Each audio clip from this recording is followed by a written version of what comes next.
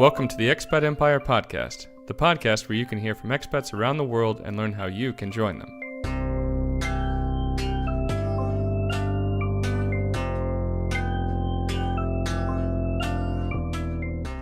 Hi everyone, thanks for joining us today for the 8th episode of the Expat Empire Podcast. Today we will be hearing from Colin Miller.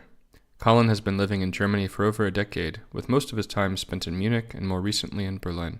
We discussed many topics including what it's like to live in the overgrown village of Munich, tips for finding English-speaking jobs in Germany, transitioning from Munich to Berlin, and much more. Without further ado, let's start the conversation.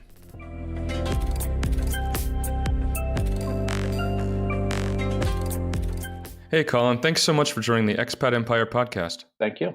It'd be great if you could tell me a little bit about your background, where you're originally from, where around the world you've lived so far, and where you live currently. Sure. So I'm originally from the U.S., New Jersey, infamous New Jersey, is where I was born and grew up. Left to go to college, university in Virginia, in Richmond, and wound up staying there for a couple of years after graduation. For the last more than a decade or so, I've been based in Germany, the last little over a year in Berlin, but before that, almost 10 years in Munich. Awesome. Yeah, that's amazing. So what was your original interest in working abroad? Where did that come from? How did you decide that this is something that you want to do? Is it something that you'd been thinking about for a while, or maybe had some study abroad experience or a lot of travel experience? What generated that interest for you? Yeah, I think it's interesting. I mean, going back to the beginning, childhood, I think I always had an interest outside of my small little town or kind of general area. My parents we didn't travel so much. Certainly not abroad.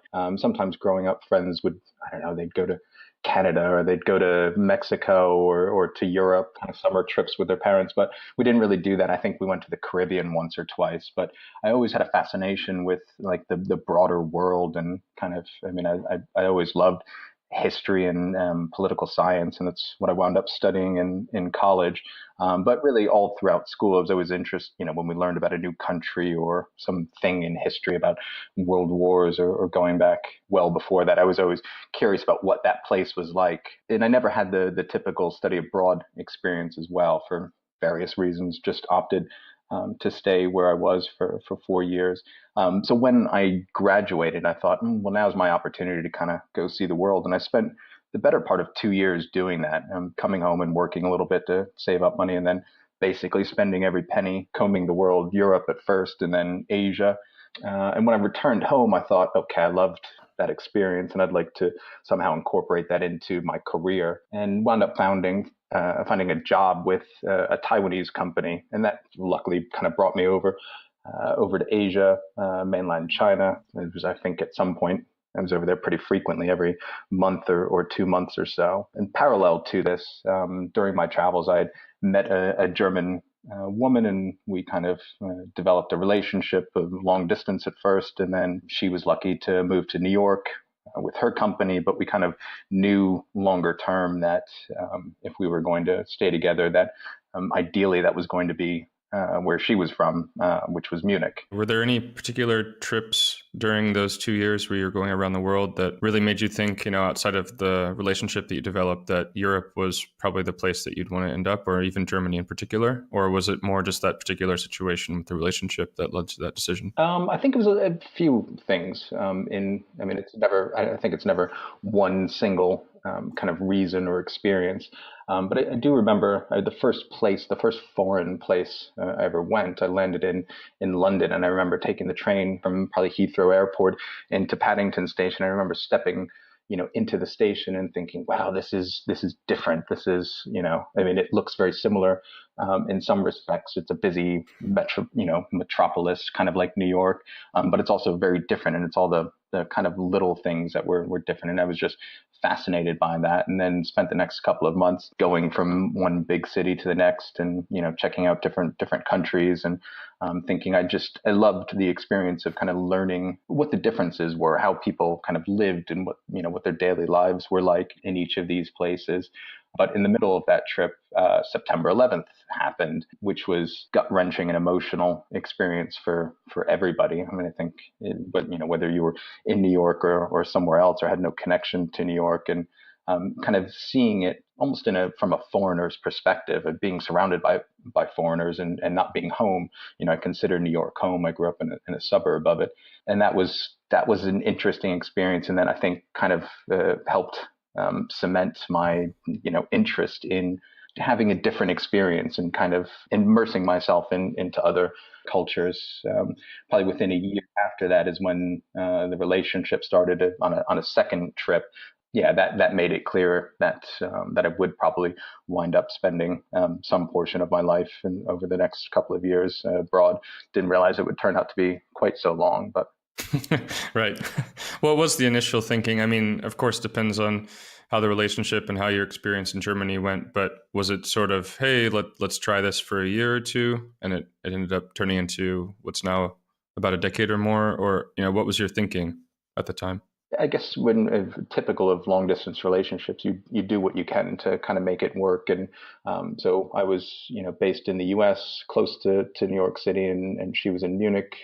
We did that for a couple of years, and then just it lucked out that she managed to get a transfer with her company, and that was kind of the most ideal situation because I hadn't yet found a job, even though I was looking.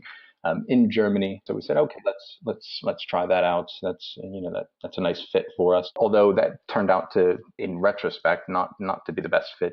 She wasn't very fond of New York City, as I think a lot of Germans, and particularly people from Munich, they call Munich an overgrown village. And if you've ever visited there, you can kind of see why. It's very low to the ground. It's very green. It's a wonderful place, but it's really the antithesis, the opposite of New York City, which is concrete urban jungle. So the decision was made, well, New York is not making her happy, so she wanted to go home. So I said, yeah, absolutely. Now let's give it a try. It turned out, I think a lot of things in life turn out to be kind of more luck and circumstance. I managed to keep this job with the Taiwanese company and was working remotely from Munich. So that was a nice kind of cushion. So I didn't have to kind of land and either look for a job locally in Munich or hope that someone would bring me over. I could just hop on a plane and continue doing what I was doing. And how did that work in terms of your visa situation coming from the United States and moving to Germany, especially working with a company remotely based in Taiwan, if I'm not mistaken? So I was technically, let's say, just a tourist. I was. This is also kind of before that predates the term digital nomad that's become quite popular. So I really was, in essence, a digital nomad. I had, my laptop, worked from home or a local cafe. But I would come in and out. I think back then you had 90 days every time you came in and out of most European countries. So luckily I had to return home to the States for various reasons, a friend's wedding or went home for Christmas. But after 6 months of, that wasn't sustainable over the long term. Plus I realized, working for a company where my main office was on the East Coast of the US, so 6 hours behind Germany. And most of my kind of business partners and clients were based in Taiwan, Hong Kong, mainland China, which was, I think, 6 hours ahead. I was kind of getting up in the morning to talk to China, going out during the day for a couple of hours to go to German class or run some errands, and then coming back in the early afternoon when New York got online, doing work. And then, of course, even if they were getting off at 5 o'clock in the afternoon, typical end of the workday, sometimes in an office, that was 11 p.m. for me. So I wound up working really almost around the clock. Of course, holidays in the U.S. or holidays in China are not the same. Didn't always match up with those in Germany. So, I'd have friends and my partner at the time, they had a day off, but I had to work. So it really got to be a kind of a frustrating situation. So the visa question and, my day-to-day kind of work situation, it made me think I'm going to leave this behind and try to find something local, which I then did, actually, ironically, with a huge American technology company, but working from the Munich office, which was tied to the EMEA headquarters. And then again, back then, which I think is still the case, although I haven't had to think about this in some time, my visa was sponsored by the company that I was employed. So how long were you actually working for the Taiwanese company in total while you were in Germany? I was with them in total for 4 years, 6 months of which were my time in Munich. So I guess if you could take me back actually to the time when you just arrived and just moved to Munich, what was that like? What were the surprises and challenges that you encountered in those early days? And how did it compare to be a resident there as opposed to previously more of a tourist? So I had so going back to that kind of that backpacking trip or after college, had as you do, it kind of coincided with Oktoberfest, and people from all around the world, I think, are fascinated by that. So I spent, I don't know, 2 or 3 days in Munich. So I had already been in the city, and then, of course, during this relationship, had made quite a few visits. So when I moved there, it's not as if it was the first time I was in the city, had some familiarity with it. Although visiting, as a backpacker or visiting kind of friends for a week or so is quite a different experience than living there. If you're on a holiday, a vacation or something, at the end of it, you're getting back on a plane or a train and leaving there. But, when you're living there, it's, the alarm goes off and it's just another day. I remember, actually, I'll never forget my first night there. It's an interesting anecdote, which I think ties into the theme of Munich being this overgrown village. It was, I think it was a Saturday. Had quite tired and jet lagged from the trip over. It was summertime, so it was a little bit warm. The window was open, and the flat where I was living was really right in the middle of the city, just a 5-10 minute walk from the main train station. So the window's open. It's 10 o'clock at night. I get into bed and I'm laying there, trying to go to sleep, and I notice that I can't hear a single peep. I mean, there's nothing. There's no noise coming from outside, which I was kind of blown away by when, I don't know, I think in almost any city, particularly New York, there's always car horns or sirens or, even birds or just something. And there wasn't a peep coming from Munich. So, and that I found that all throughout. I mean, sometimes friends would visit and we'd be going from dinner or bar or something like that in the city on a Friday or Saturday, and they would just stop and say, it's really quiet here. And it was. Turns out, I mean, again, people ask me, how do you like Munich? And it's a wonderful place. I mean, it has some, in my experience, I think this is true of Germany, but particularly of Munich, has some of the best quality of life of any place I've found in the world. I mean, I've lived in a few places and certainly traveled in a lot more, and I think the quality of life is incredible there. But Munich is a bit quiet, and people say, well, how did you wind up staying there for so long? And I think I had an experience which I think is typical of many expats who wind up in Munich, either because of a job transfer, or for a relationship, which sometimes ends, as it did in my case in Munich. You get there and you say, oh, I'll spend a year or spend 2 years, and that turns into 3, 5 years, 10 years. I know a lot of people who have been there 25 years now and have no intention of leaving. You kind of just get sucked into this really great quality of life, and you compare it to life where you came from, or your other alternatives of, I don't know, going to another city like London or Paris or Tokyo or Sydney or something, and you say, yeah, it's I mean, it's not superlative in many respects. I mean, you have the Alps there, and it's clean and everything. The trains run on time.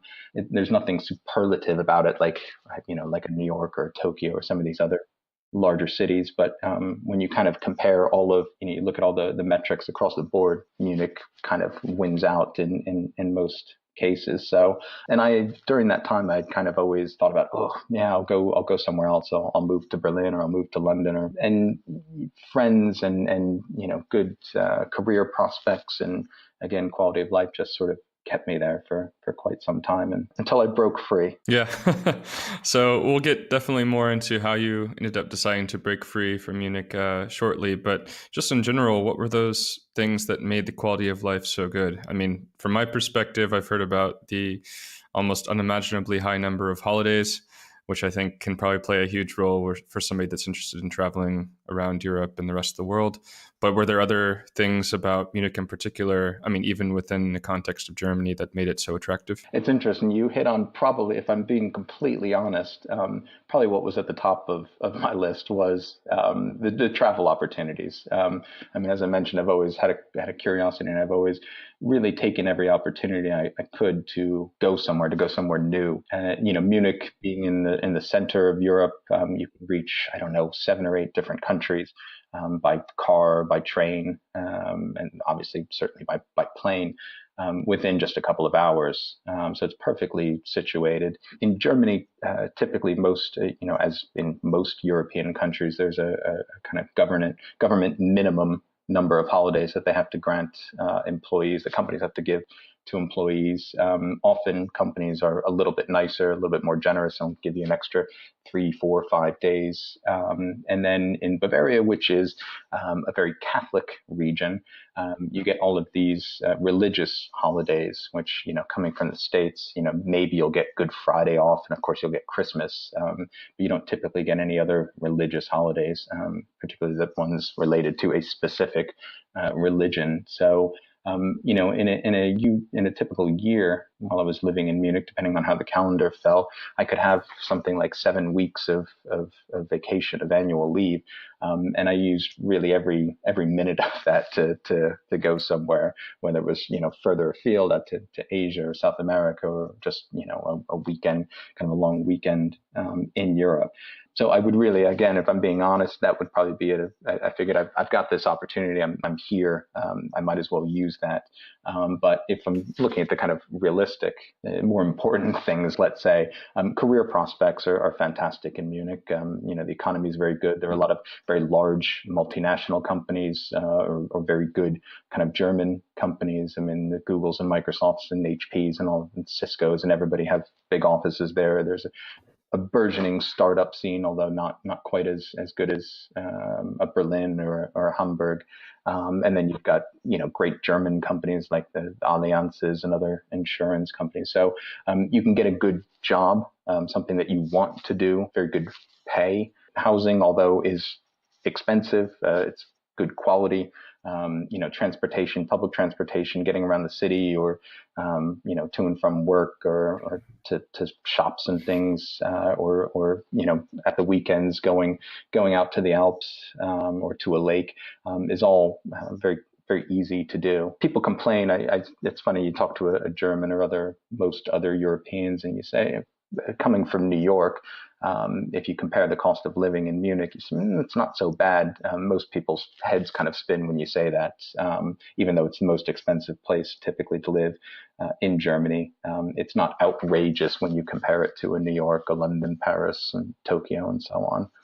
Did you speak much German before you arrived in Munich? And how important would you say it is to be able to speak German there? Yeah, so about the German, so I kind of knew in the back of my mind when I was in the US that there was at least a 50-50 chance that I would wind up in Germany, where kind of life was heading, and as I mentioned, something I was interested in. So I thought, I took Spanish in high school and college, was pretty good with that, but didn't know a word of German outside of Eins, zwei, zwei. Obviously was not even correct. So I said, I'm going to do what I can. Rosetta Stone existed at the time, but I certainly wasn't going to invest that much in this kind of software program. So I found, remedial class at a local community college. Just said, I'll start taking that. It was a couple nights a week after work. So just go and do some studying. I think I took 2 of those classes just to get at least a foundation for the grammar and a little bit of vocabulary. And sure enough, after I think maybe 2 years after I started those courses, made the decision to move to Germany. And when I got there, and as I mentioned, working for the Taiwanese company, my schedule was sort of all over the place, but I had a block of time, typically kind of late mornings to midday. And really certainly for that first 6 months, and then for probably another 6 months after that, kind of after work and so on, I was pretty diligent about taking courses and trying to, advance my language abilities. So, if you ask how necessary is it, in the time that I've been in Germany, I haven't ever found it very necessary to speak German. It was more of and outside of, let's say, supermarket or your local cafe and things like that, where you might be dealing with somebody who's, let's say, a little bit older, doesn't, hasn't traveled a bit and maybe doesn't know English.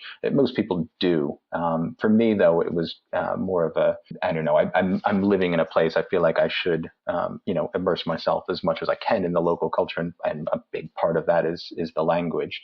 So I put a lot of effort into that.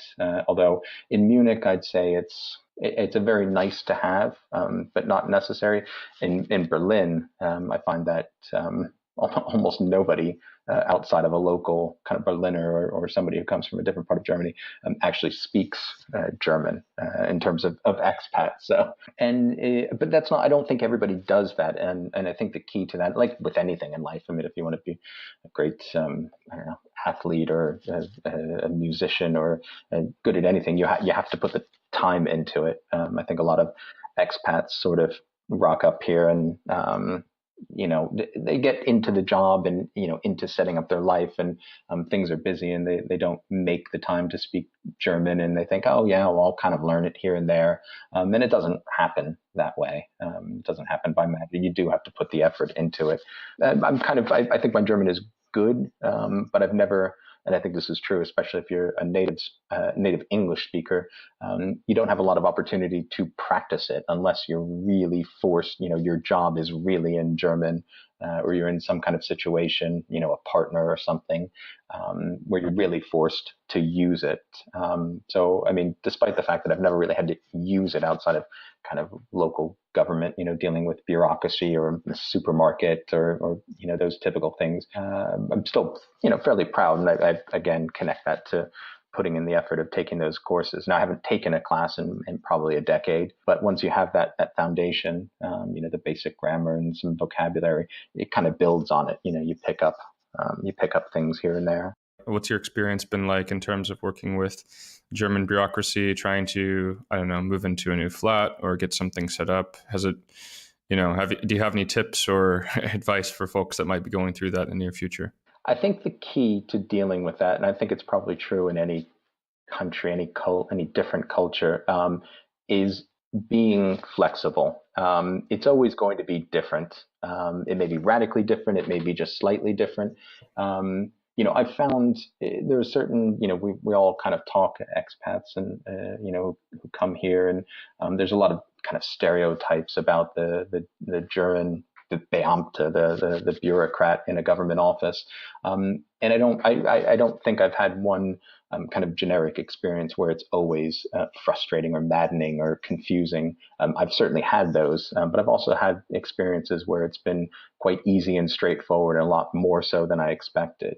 And this is, there's different kind of spheres of life in this. There's, things really connected to the government, like your visa and registering your, your apartment where you live. There's other things like, kind of necessities, basics, getting your internet up and running, which is typically frustrating, or telephone. And then there's additional things like, getting the German Bahn, the train discount card, or a gym membership. I think most of us probably go through certainly all of these. I mean, the government the government kind of topics are all requirements, but most of us probably go through the additional ones. And it's funny. Germans have this reputation for being very logical and efficient. Often that's true, but then there are certain outliers where you scratch your head and you think, I can't believe they do it like this. And you can go crazy, kind of being frustrated by that if you counter one of these experiences where you say, this is so stupid. I can't believe they do it this way. But you can't change that. You're just one expat amongst, whatever 90 million Germans who have been doing it some silly way for all their lives and for generations.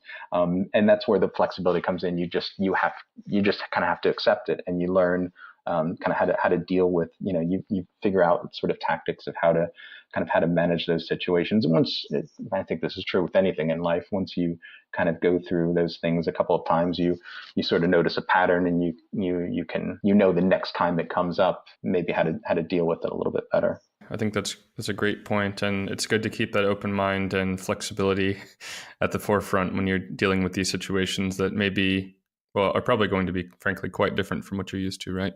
And I think that the same would be true if you ask a German who moved to the U.S. Oh, I can't believe you guys do X, Y, or Z this way. But I think that's also the kind of the enjoyment, or that's part of the experience, and it just comes with the territory of living other places. And hopefully, looking back, you can kind of laugh, even though it's maddening at the time. You can, about trying to cancel a gym membership, or trying to get your internet up and running.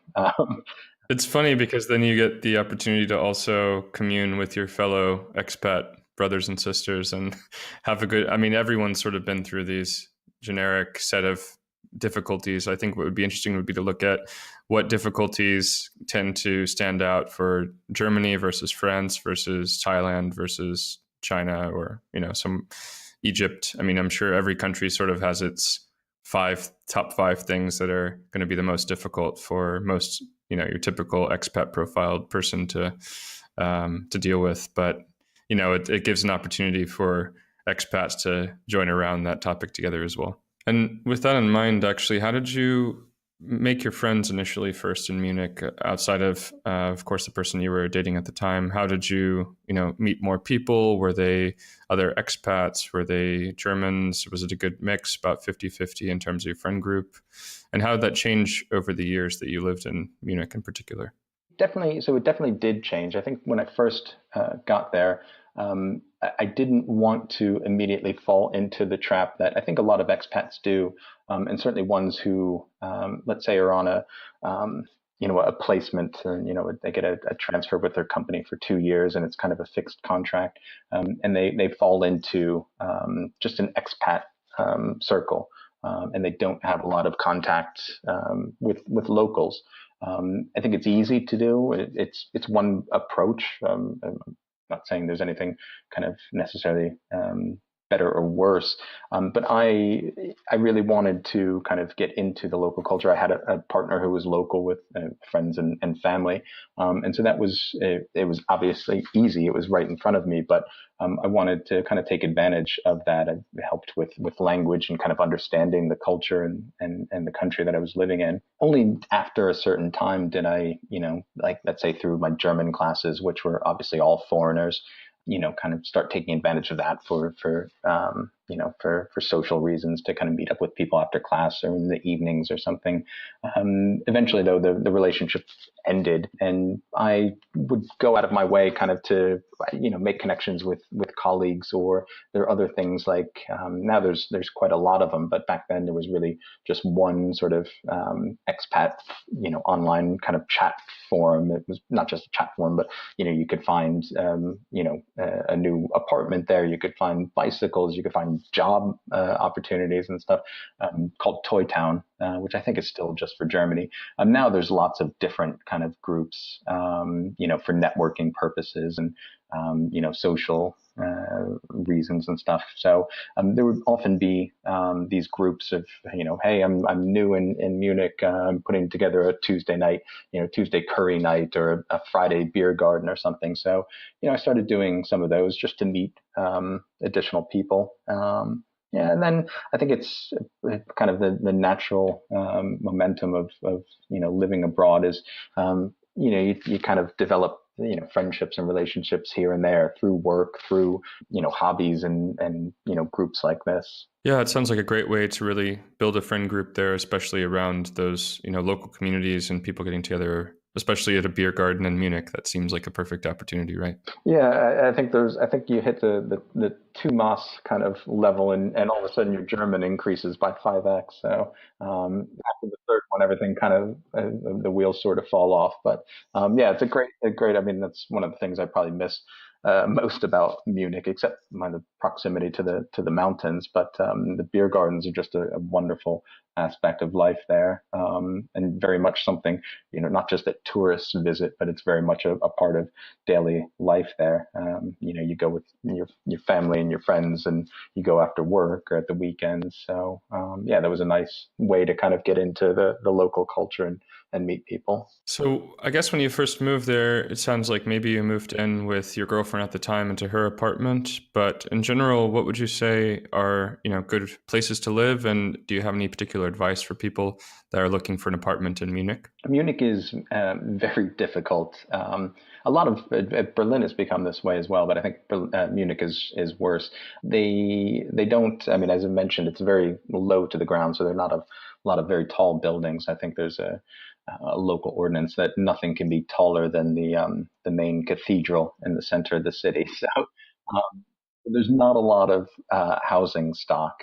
What's there is very good quality, but it's probably a bit more expensive because of the limited supply. As you mentioned, I moved over and moved right into a flat that was already kind of there and waiting for me. And then when I looked for a new place, I think I looked at, again, this kind of Toy Town website. I looked at one flat, went over, met the guy who was renting it out. It was perfect, and I wound up staying there for another 9 years or so. So I didn't have the kind of frustrating experience that a lot of people in Munich have. I remember one friend who was Irish, who's again one of these people who came over for a year, I think 15 or 20 years ago, and will never leave Munich. It's still there. I think he told me when he tried to find a flat that he probably looked at 40 or 50 places, and you'd show up and there'd be just a queue of a line of people waiting to view the place. So your chances of getting something were very slim. Again, I just had a lot of luck, I'd say, right place and right time. So, but most people, I think it's very difficult for people, and I would say use any kind of channels that you have. There's a number of different kind of websites. There's Toy Town, there's Immo Scouts, simple search and you'll turn up the typical ones. I would say spend a lot of time going through listings, write anybody and everyone that looks interesting, because you're probably going to have to view quite a lot before something kind of falls into place. Yeah, so it sounds like similar to Berlin, that the situation is such where you don't have to worry so much about what part of the city that you're living in. You just have to worry about finding an apartment. Is that the case? Exactly, yeah. And in Berlin, I think each neighborhood is kind of different. It depends what you're looking for. Are you a bit younger and you want a lot of nightlife right on your doorstep? Do you want something kind of quiet and more green and want to be a little bit outside of the center? Munich's a much smaller city. Even though it's so low to the ground, I find it's not so spread out. On a bike, I think 20 minutes from one side to the other, and you've kind of crossed in any the majority of the city or any of the neighborhoods that you'd want to live in. Most people gravitate towards Schwabing, which is very central. It's where the university is. It kind of had a reputation of being a bit more bohemian, although I don't think anything's really bohemian in Munich anymore. So, but in the 60s, it was kind of where a lot of hippies and the 68 generation lived. It's still a wonderful place. I think it'll always have a kind of a younger vibe, because I think there's something like 50 to 80,000 university students all in that immediate vicinity. Heidhausen is a wonderful neighborhood. I lived in Neuhausen, which is kind of on the opposite side, a little bit more quiet, but 2 or 3 metro stops and you're right in the center. So. Yeah, thank you for that great overview on the housing situation. I was also wondering if you managed to change jobs while you were in Munich. I did a couple of times. So we kind of talked about that first change between the Taiwanese company. I did fail to mention, in something that I think still exists and it could be useful for people. The economy is quite good. Unemployment is quite low in Germany, in most places in Germany, except for kind of the former East. I didn't go immediately from that job with the Taiwanese company to a local job. I kind of quit that, used a little bit of that gap to go traveling. I traveled in Africa for a couple of months. And in the meantime, I was applying for jobs. And when I came back, basically got, I don't know if there's an official term for it, but let's call it a kind of a job seekers visa. That was a temporary, I think, 3-month visa at the time. So I just had to prove that I guess I was kind of I don't know if it was because I was living with a local, but I had there was some money in the bank. I had an apartment in Munich, and I was actively seeking a professional job.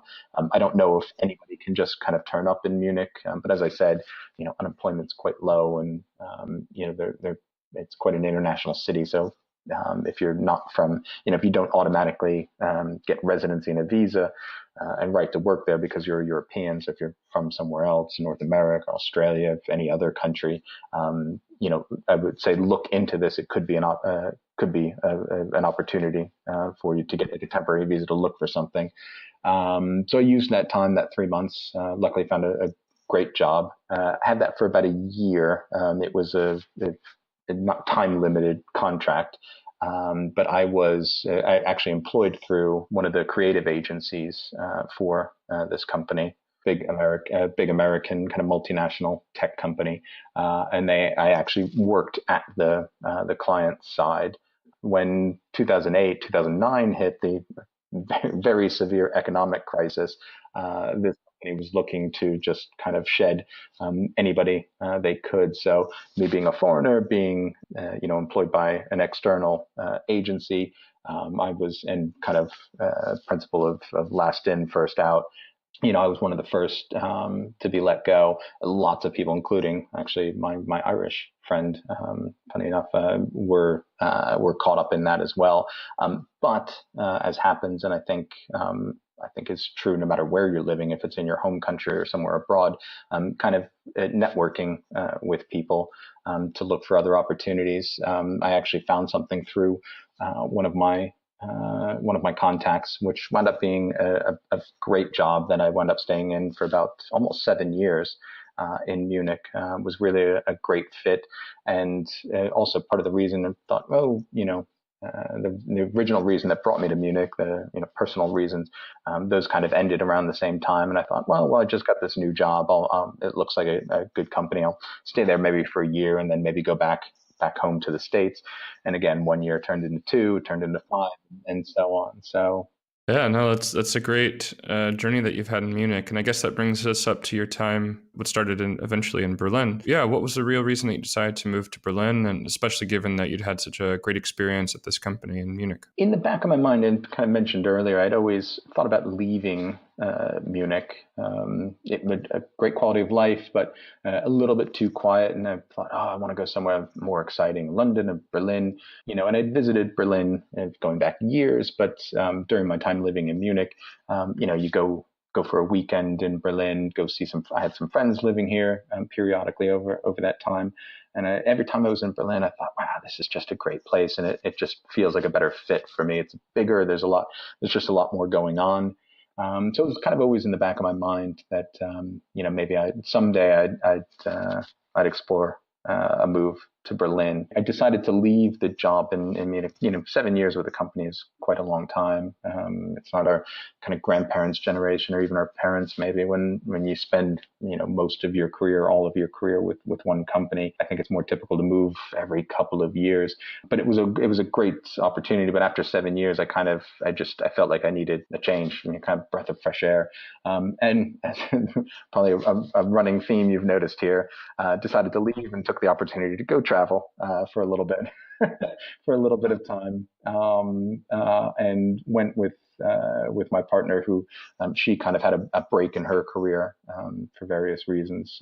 She has a medical career and just had a natural break between trainings, and so we decided to go travel together. When I returned, I was looking at go back to the States, go to the UK. So I started looking for jobs. I was looking in Munich. By this time, I had gotten permanent residency in Germany. I don't think I got it right when I could have which is after 5 years. There's different routes to this. As a little side note, and anybody who's interested in life and working and living in Germany can easily find kind of on the web answers to these questions. But there's different routes to this. I and had mentioned getting sponsored through my company. After a couple of years, you get a visa that's not linked to an employer, and then eventually you can get permanent residency. I think I got it maybe 1 or 2 years after I could have. It wasn't really so important for me. I had a nice job, wasn't looking to move, but yeah, locked up the permanent residency so that when I came back from traveling, I could just pick up residency here and work for any employer. So I took advantage of that. Looked for jobs in Munich just as a fallback. I was familiar with it, but focused a lot more effort on Berlin. And because I've been mostly in the broadly defined kind of tech space, doing kind of marketing and sales for much of my career, Berlin was a natural fit. There's a lot of startups and established tech companies in Berlin. I think it's become over the years, especially over the last, let's say, 5 years, a very natural place. So found a lot of cool opportunities, wound up taking one that looked like a good fit. Great.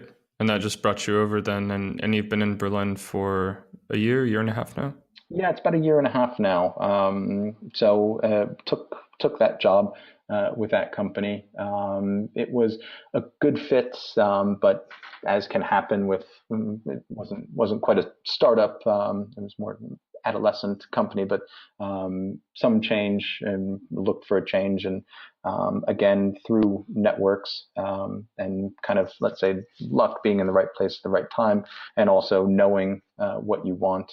Knowing what you want, maybe knowing what you don't want. What you kind of are not looking for in a job. Found yet another one that I started at the beginning of this year. So as one other point to talk about, as you moved actually from Munich to Berlin, of course, the first time that you moved to Germany, there were quite a few changes, a lot to get used to, some surprises around the quietness in the area that you were living and so forth. But I was curious, as you moved within the country itself, especially after 9 or so years in Munich, was there anything in particular about the move to Berlin that was still challenging for you or surprising? How was that experience to actually move within the country? A lot of people I mentioned, kind of friends from Munich saying, Berlin, blah, blah, blah. It's nice to go up there for, go clubbing, go for a party or whatever the weekend. But, Munich is a real place where you can live, not that, kind of crappy, dirty Berlin.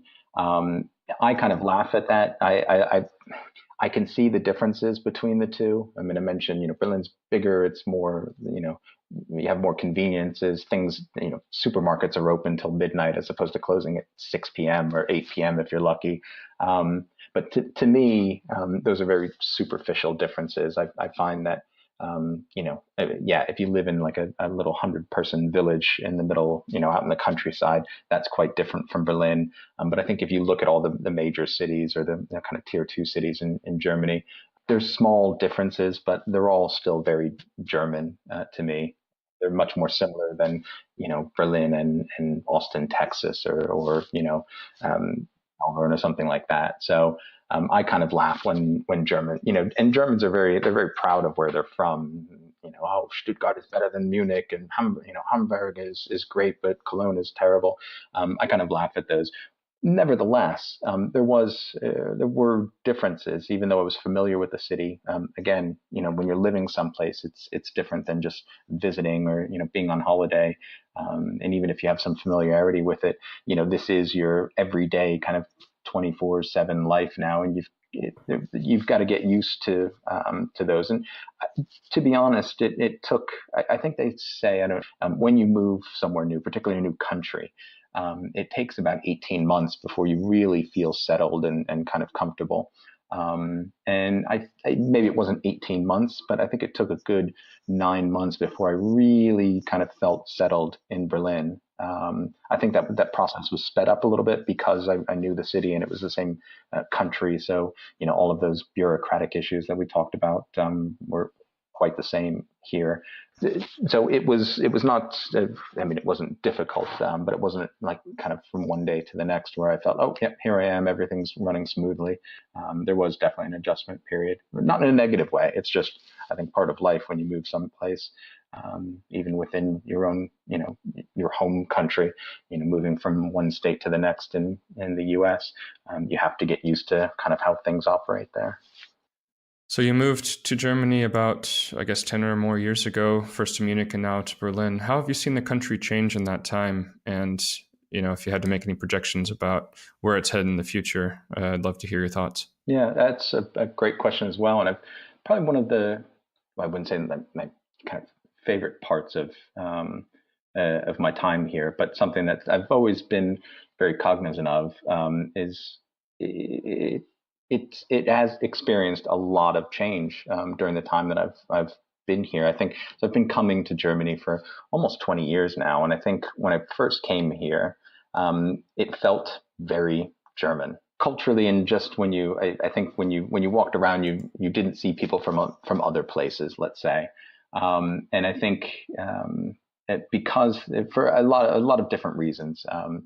One, European integration, so making it easier for people from Eastern, from Bulgaria and Romania, or from Southern Europe, Greece and Italy and Spain. It's been in the last 5 to 10 years much easier for people to move from one country to another, like in the U.S., where you can easily move from New Jersey to Texas to California to Idaho or wherever you want to go. So that's changed things here. But then there's also people coming from all other parts of the world, and it's not true just in Berlin in the tech and the startup scene. I think it's true all around the country. The economy is good. They need people to work. The population growth here is not huge as it's true in a lot of kind of developed countries all around the world. So you need to have people emigrate here from other countries. And you've also seen, of course, the immigration crisis, people coming from, the Middle East and North Africa and, Afghanistan and other countries. And Germany has been generally pretty welcoming to people from these countries, although politically it's been a bit tricky for Angela Merkel. But I don't know what the numbers have been, but certainly I think at least a million kind of refugees and immigrants from these countries that have poured in. So the makeup of the country has changed quite radically, I'd say, in the time that in those 20 years since I've been coming here, in the last 10 plus years that I've lived here. And then you look at other kind of external factors, questions over European unification, and you look at Brexit or certain national elections where there might be kind of European candidates running. You look at the economic crisis and the European debt crisis. Throughout all of that, the kind of common theme has been, or common themes, let's say, in terms of people, characters here. Merkel, again, has been in charge of this country, and really a very powerful figure, and so much so to be, one of the most powerful leaders in the entire world, probably number one right now if you look at national leaders, and certainly the kind of leader of Europe.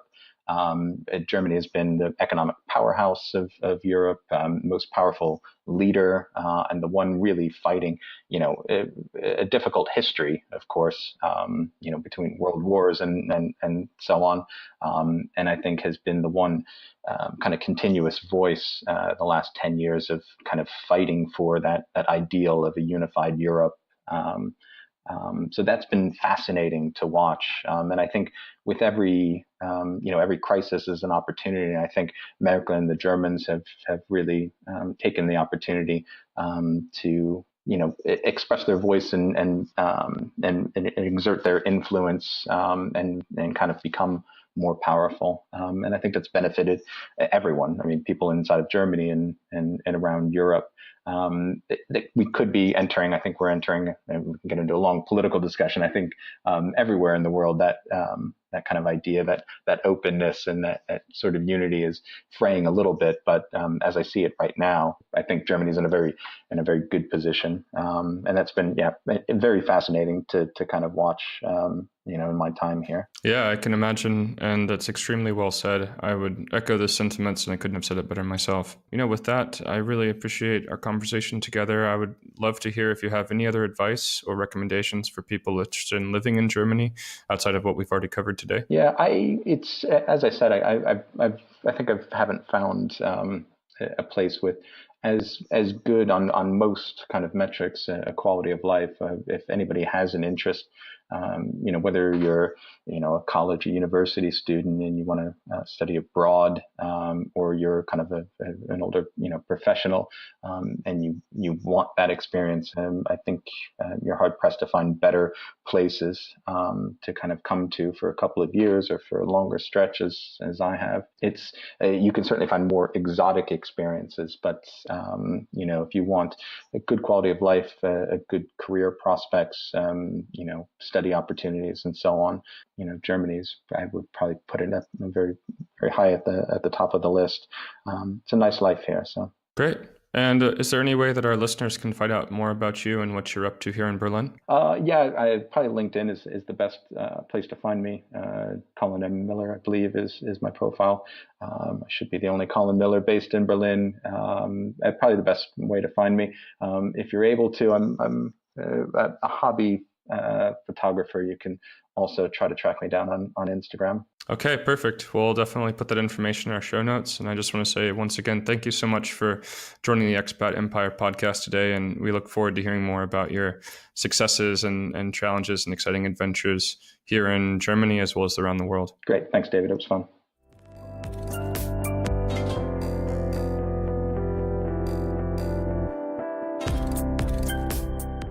Thanks to Colin for sharing his story with us. You can find the full transcript for this episode at expatempire.com. If you are interested in sharing your story on Expat Empire, please consider submitting a user post about your expat experiences on expatempire.com or email us at podcast@expatempire.com and let us know more about your international background. Music on this episode was produced by Eli Hermit. Please check him out on Bandcamp and Spotify. Keep up to date on new Expat Empire podcast episodes by pressing the subscribe button in the podcasting app of your choice. You can also visit expatempire.com and sign up for the newsletter to get notified about new podcast episodes and receive a ton of free expat and travel-related content. We're also on Facebook and Twitter at Expat Empire, so be sure to follow us there. Last, but certainly not least, we would appreciate a 5-star review on iTunes or wherever you listen to your podcasts. It helps new listeners to find us and lets us know that we are putting out content that you appreciate. Check back for our next episode in 2 weeks. See you then.